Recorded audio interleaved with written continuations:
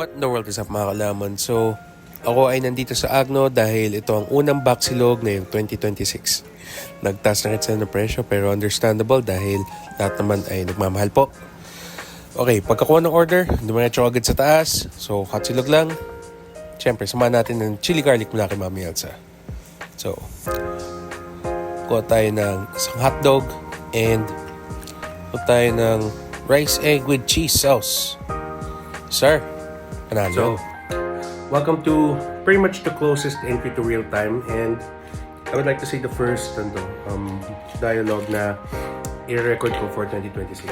So, masaya naman kayo mga kalaman. The past few weeks, lalo nung Pasko, has been really, really hectic. Kasi ang dami nangyayari. Pero ganun lang talaga. Life happens. So,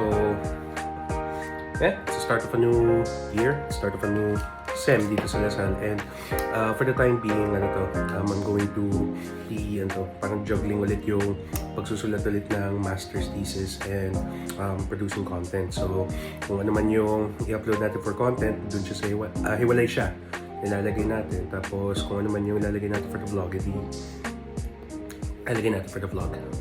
One thing's for sure, despite all the changes, lalo na hindi na ako wala na ako sa corporate, is I'm still going to be producing the best stories that I can every day, and with a few changes. So, tingnan lang natin kung ma-implement ko siya this year. Pero one thing's for sure, lahat yun, solid. So, sige. Balikan ko na muna kayo mamaya. Busin ko muna ito.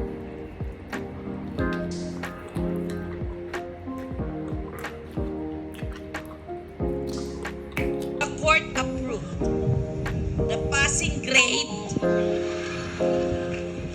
of 75% of for the 2025 bar examinations. It means we did not adjust. Okay, the passing grade, not the rate.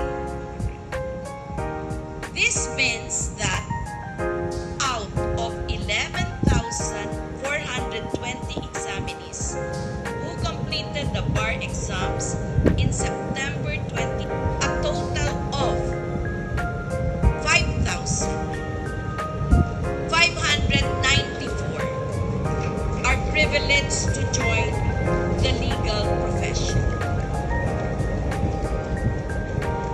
This translates to a passing rate. Ito na yung passing rate talaga of 48.98%.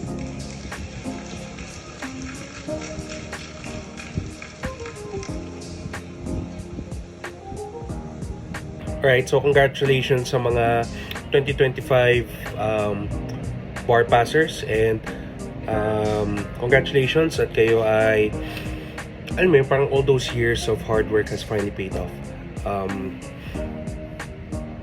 Parang naman din sa mga kaibigan natin na hindi pinalad this year, don't lose hope, and sakali man, just get back to work. Medyo mahirap tanggapin din na baka hindi nyo,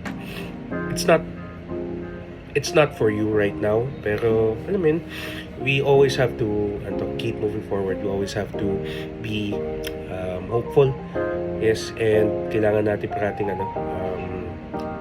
subukan mag-move forward. Simple put. So, sige.